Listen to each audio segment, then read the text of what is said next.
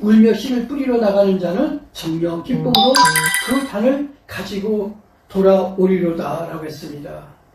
눈물을 흘리며 씨를 뿌리는 자는 기쁨으로 거두리라 라고 했는데, 여기 울며 씨를 뿌린다는 뜻은 현실에 대한 고난의 도전을 극복해 나가는 노력을 의미하는 겁니다. 우리가 시간에 떠밀려가는 사람들이 있죠. 또 시간을 값을 주고서 자기 것으로 구매하는 인생도 있습니다. 여기 시간을 구매한다는 것은 시간을 막연히 흘러보내지 않고 매일매일 시간을 자기의 것으로 만들어가는 삶을 의미하는 거죠. 똑같은 하루를 살면서 어떤 사람은 하루가 지겹게 사는 사람이 있는가 하면, 또 어떤 사람은 벌써 하루가 다 지나갔어? 어느새 하루가 다 갔다고 아쉬워하는 사람이 있습니다. 시간을 내 것으로 사낼 수 있는 사람은 그만큼 각고의 인내가 있어야 되죠. 울면서 씨를 뿌리는 노력이 있는 자에게 기쁨으로 수확하게 된다는 것이죠. 성도 여러분, 우리 신앙생활에는 인내심이 필요합니다. 하나님 말씀대로 살려다 보니까 너무나 어려움이 많은 세상이죠. 그러나 우리는 생명의 씨앗인 하나님의 말씀을 세상의 팥죽과 바꾸어 먹어버린다면 그것으로 끝을 내죠. 우리가 하나님의 말씀대로 순종하면 결국 풍성한 수확을 얻게 될 것입니다. 믿기를 주님의 이름으로 축원합니다. 아멘. 비전을 가진 사람들은 눈물을 흘리면서도 씨 뿌리는 사람들입니다.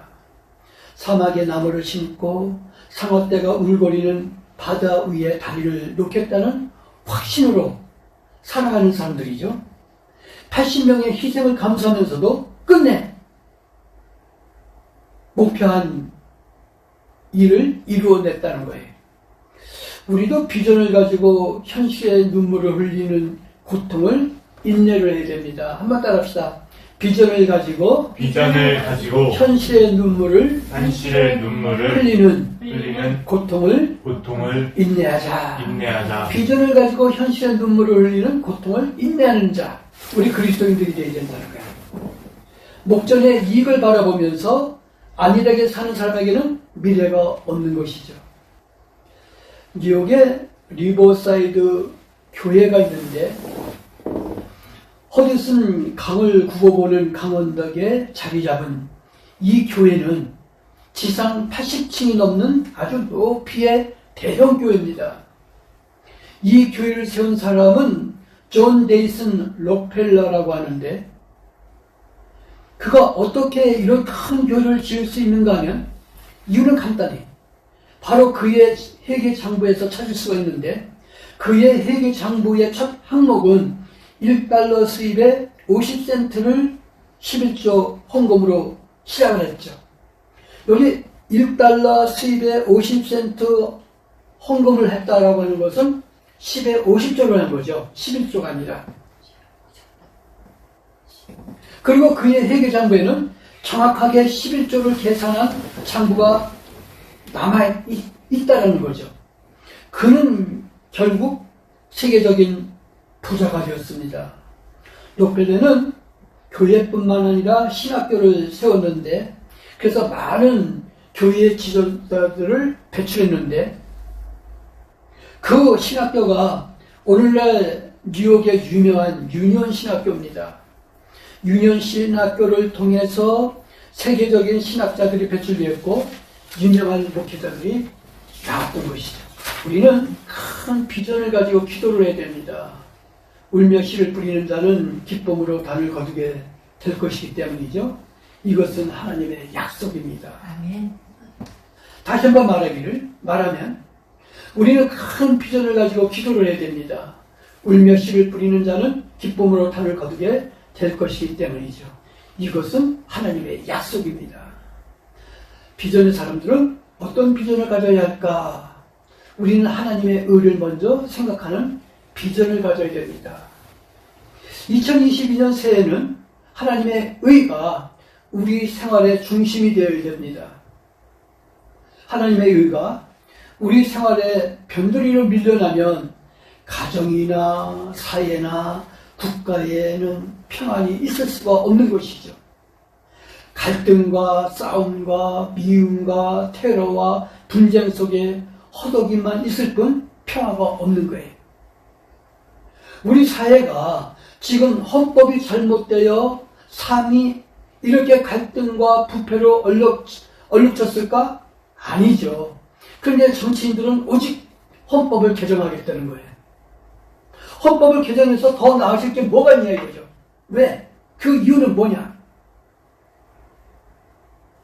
사회 구석구석에서 하나님의 의가 밀려났기 때문에 이 사회의 구석구석에서 하나님의 의가 밀려나면 아까 얘기했듯이 갈등과 부패로 얼룩지죠. 그리고 싸움과 테러와 분쟁에 허덕이게 되죠. 그래서 이 사회 구석구석에서 하나님의 의가 살아나야 된다는 거예요. 아멘. 그러니까 하나님의 의는 우리 성도들로부터 시작이 돼야 된다는 거죠. 우리 그리스도인들부터 먼저 하나님의 의를 실천해야 된다는 거예요. 여러분, 한국 교회가 쇠퇴해진 이유가 뭡니까? 모두가 자기를 죽이지 못했기 때문이죠. 그래서 주님은 말씀하십니다. 누구든지 나를 따라오려거든 자기를 부인하고 제 십자가를 지고 나를 따르라 라고 했습니다.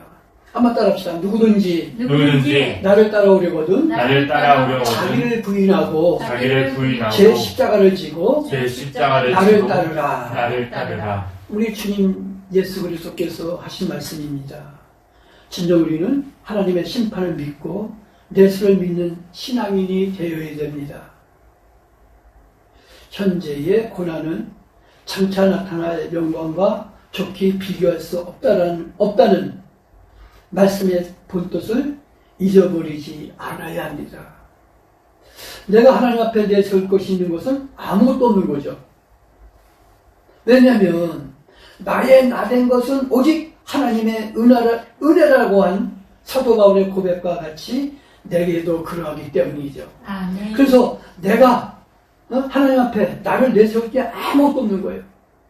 나의 나된 것은 오직 하나님의 은혜이기 때문에 사도 바울의 고백이 우리 모두의 고백이 되기를 주님 이름으로 축원합니다. 아멘. 기도합니다. 역사의 그런 주님의 지구상하고 정하시는 하나님, 우리를 저희들이 같은 주님으로 함께 주시는 감사드립니다. 그리스도 교제하신 하나님께서 오늘 주신 저희들을 이제도 함께 해주셔서 감사를 드립니다. 주님, 오늘도 중간에 계신 저희들이 역사의 세상을 일주일 동안 예수님 지나면서 하나님께 영광을 올려드리며 찬송을 하니 세상 속에서 빛의 자녀들로 살아가게 하여 주시옵소서. 아멘. 성령에 붙들려 세상 유혹 속에서라도 진리의 삶을 살아가는 영적인 주님의 군사가 되게 하여 주시길 간절히 바라원합니다. 하나님께서 베풀어 주신 은혜에 감사하며 한 주간도 하나님을 찬양하는 삶을 살게 하여 주시옵소서.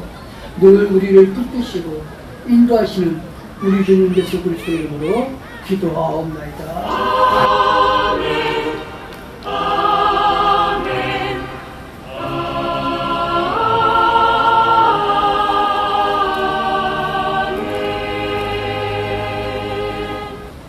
스탠바이 큐.